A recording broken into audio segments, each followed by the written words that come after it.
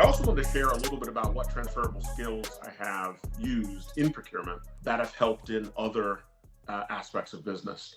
And I'll actually expand it to a little bit, not just procurement, but also what engineering skill sets have I applied more broadly in business. And so, those are some things that I think most people don't think about, but they can be extraordinarily valuable, right? And so imagine for a second you are the chief procurement officer of a very large multinational company with a global footprint. You manage about 300 people, not too dissimilar of let's say a Kellogg's, right? You're making something that everybody knows, everybody recognizes the brand. I think the pantry penetration of Kellogg's in the U.S. is over high 90%. So someone's got something from Kellogg's in their food pantry, and you are a procurement person responsible for making sure you procure all of the stuff that goes into every single one of those products, from the corn to the packaging to the wrappers to the logistics and trans to all the technologies that underpin how all of that stuff gets ordered seamlessly so it shows up at manufacturing sites at the appropriate time. And then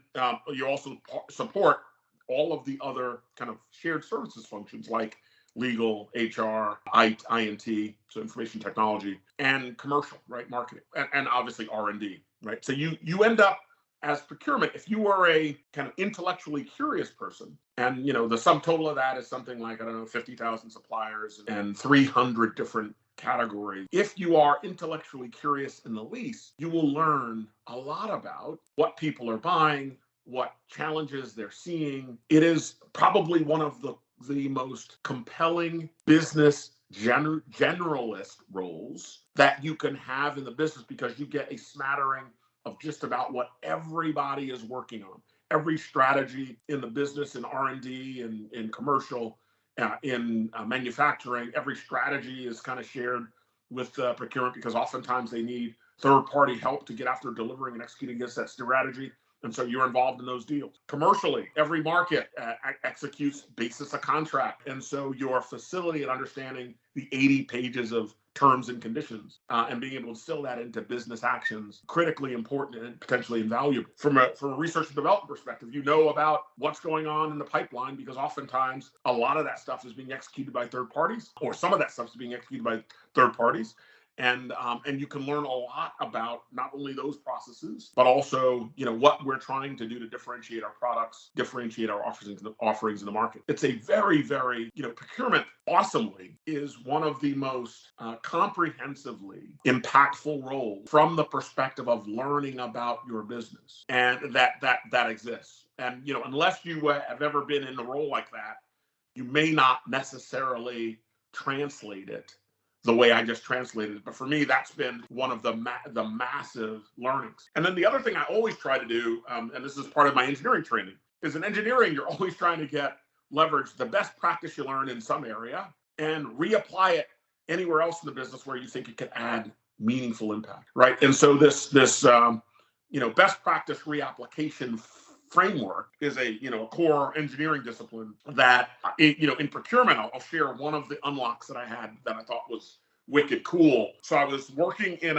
on a bid for our transportation business early on in my career, right? They had this really cool tool that was made really for a transportation only niche, right? It was and it was designed to deal with all of the various cost inputs that exist in transportation logistics and all of the accessorials associated with that. Those are other fee rate structures. And they typically deal with very complicated, highly variable things. Like, I'll give you an example. In the US, you might have had 4,600 transportation lanes spending, tens of millions of dollars every year, maybe hundreds of millions of dollars every year, just buying the transportation services for that.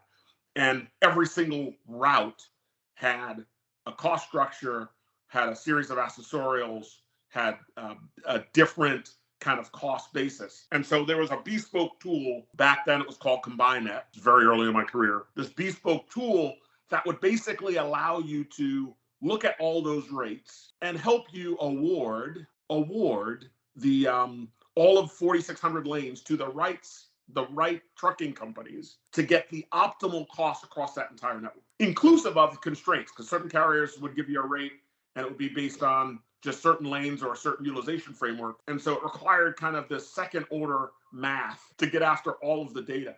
And I remember seeing that and saying, wow, that was I remember seeing how effective that particular solution was, and basically just parked it for a bunch of years until I got to a situation where I was in another job and I saw that I needed to handle a really, really complex bid that had some really, really complex should cost models associated with it. And I said, wow, wouldn't it be great if we had an ability, a tool that could actually get after managing all of those data and get me to an optimized set of outcomes and award scenarios that would maximize my savings, maximize my cash flow, minimize my risk, increase my agility, right? Those are some of the dimensions that I was trying to get after in terms of outcomes, and do that in seconds. And I remember reflecting on that combined net story. And as it turned out, a third party we were partnering with basically said, hey, Walt, you might want to think about the successor of that particular software solution and use it on this particular bid because of the complexity. And so for me, we ended up applying that particular bid. I now have remonikered it a big data analytics solution, which is a game changer for procurement. And I basically said, yeah, we reapplied it and had our first breakthrough where we saved double-digit savings on a very complicated bid. And then we applied that to the other 300 categories that I was having the privilege of leading for that particular company to outstanding effect, fundamentally transforming savings trajectory in a year where we really needed it and driving, phenomenal outcomes for our business. But it's procurement with an intellectual curiosity, the execution of procurement with an intellectual curiosity, where you're, purposely looking to catalog cool outcomes and cool ways you approach those outcomes for the sole purpose of reapplying it in every place where it can add value. Now, here was the unlock, all right? So I remember looking at a bid and saying, gosh, just about every single bid is complex, because if I source things the way optimally it should be sourced, I should have not 3 bidders, I should have 30 bidders or 300 bidders. I should have a much larger population of bidders than I have on most of my bids, every single deal. And that will allow me to really unpack who are the best players in the world at this particular product or service, and then try to reapply the learnings from that into our cost structures for our business through contracting.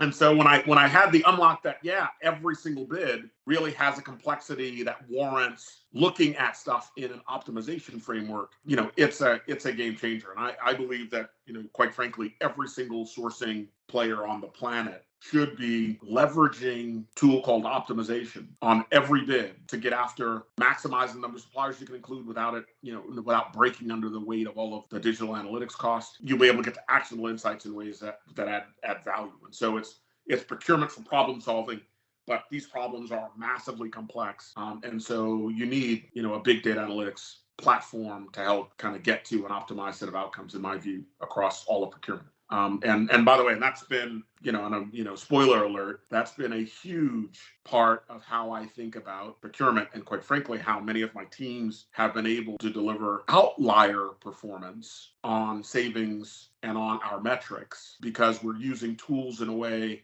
more closely approximates the ideal situation for bidding, which is a lot of suppliers, a lot of cost attributes, should cost models for virtually everything, and then running at every single bid with an A.T. Kearney-esque 64 attribute chessboard value lever construct. Right now, there's a lot of words in there, and I'll probably unpack that on a separate framework. But I think procurement is one of those functions where you have to have a lot of decisions, get to an optimized outcome, because there are always trade-offs, deal with every single functional area in the business, and it could be kind of game changing for you in the long term if you adopted that thinking, those approaches, and got after more value for your business.